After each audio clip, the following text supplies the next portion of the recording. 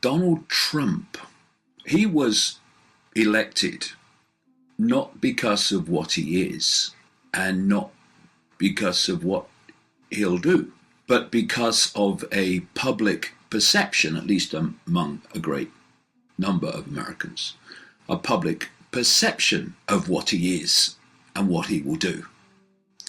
And, well, reality is dawning already. He's gone back on prosecuting Hillary Clinton for extraordinary levels of criminal activity and corruption and much more. He's going back on climate change being a hoax.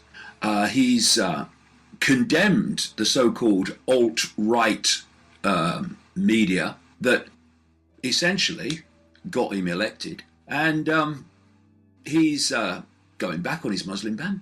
And he is apparently going to produce an economic package. Sits back in amazement, can't believe it, struggling with the shock, that will benefit the very rich and make them very much richer. He really has only one area left already. I mean, he's not even in office yet, where he can produce what he said he would do. And that is not to appoint heads of defense and Secretary of State from a pool of people apparently being considered that are warmongering, let's go to war with Russia, let's continue business as usual in terms of overseas imposition of American will through military means. We can only hope that he will be, even him, though it must take something, that even him will be too embarrassed to appoint those sort of people to the Defense Department and the State Department after what he has said about improving relations with Russia and not wanting to have the regime change of President Assad in Syria as a non-negotiable must be, which is fundamental to bringing an end to that US, UK, NATO members manipulated catastrophe, which is masquerading as a people's revolution in Syria. And interesting that Trump has already spoken out against the so-called alt-right. And you know, what people never learn, what politicians do, and con men and liars, sorry I repeat myself, is they tell their electorate that which they have to get to vote for them, that part of society that will vote for them, never mind the ones that won't. They have to tell that potential support what it wants to hear. And if Trump was going to get elected, he had to get this increasingly vast number of people, massively increasing number of people, who get their information overwhelmingly through what's become known as the alternative media. People who are sick of being lied to by the mainstream, decade after decade after decade. And so what Trump did is told them what they wanted to hear. So it was a climate change hoax, it was going for the economic system and sorting out the Federal Reserve and all these things that people in the alternative media want to hear. But now, of course, reality is dawning because he's going back on one after the other. And if he goes back, we hope he won't. We hope he will be too embarrassed to do it. But if he goes back on his pledges for foreign policy and puts war hawks in the key positions, then there is, before he comes to power, there is nothing left, basically, of what he said he would do.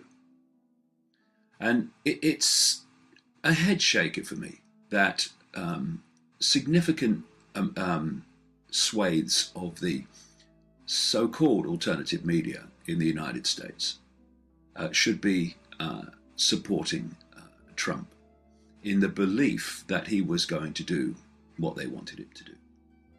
And of course, all we're seeing is a repeat of what happened with Obama and the other side of this ludicrous political so-called spectrum. He came in, he was going to be the great new political messiah of change and transformation. He wasn't going to be like George Bush before him. He wasn't going to be a warmonger. He was going to be about fairness and justice and all these things. And of course, you would take it as a gimme that the first black president would be good for black people in America. Didn't work out so well, did it? The why is simple. He was just the first black frontman president for a hidden hand cabal that had used, up to this point, white men, frontmen in the White House. So it was business as usual. But there was a difference, you see, and this is very, very significant in this psychological game that is going on, because it's all a mind game. Remember during the Bush administration when he was using the excuse of the completely internally created 9/11 to justify going into Iraq, etc. There was a very strong anti-war movement started to build in the United States. And it was made up of what people are now calling and call themselves progressives. I'll get to that later on. Then Obama comes in, the darling, the messiah of the progressives, and continues business as usual with what's happened in Libya, for instance, what's happened in Syria, and the extraordinary levels of death and destruction that his policies, in league not least with Hillary Clinton as Secretary of State, have visited upon the so deeply tragic Middle East. Where's been the anti-war movement in the Obama years? Where is it? Nowhere. Why? Because when you put your faith in this Messiah president, this Mr. Progressive president, then, a number of things happen.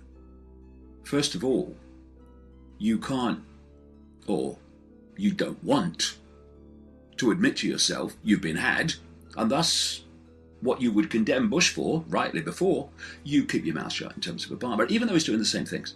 And so what we're seeing now is the same, but at the other polarity.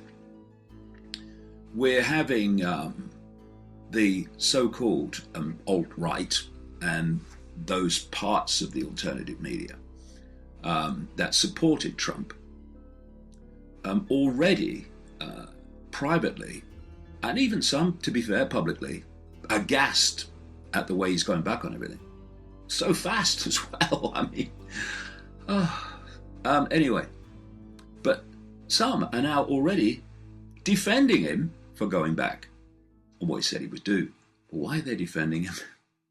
For the same reason that the progressives went quiet and the anti-war movement went quiet once Obama came in, doing the same things that Bush had done. And alt-right, this is this new phrase for the alternative right-wing media as opposed to the mainstream right-wing media. But, you know, I started out doing what I do now. Basically, before there was an alternative media, there was literally nothing there. The odd radio station here and there. And you had to get this information out through books or by tramping round from place to place talking to next to nobody, because nobody was really interested in those days. There wasn't an alternative media. And it's worth, and I think it's important now for the alternative media, or calls itself that, to actually take a breath in the light of current events and just reevaluate what it's there for and why it came into existence in the first place. Because if you identify with a political position, whether it's right or left, whether it's Republican or Democrat, whether it's Labour or Conservative, or any other these political polarities anywhere in the world, then from where I'm sitting, you are not part of the alternative media. You are just mainstream light, if that in some cases now. The alternative media came into existence originally to point out that the whole right, centre, left political paradigm is a gigantic hoax. It's a hoax because in the shadows, all these different apparently alternative political persuasions are actually masks on the same face of a force in the shadows. And that's why, whether it's a left government or a right government, essentially the same things happen and the world goes in the same direction.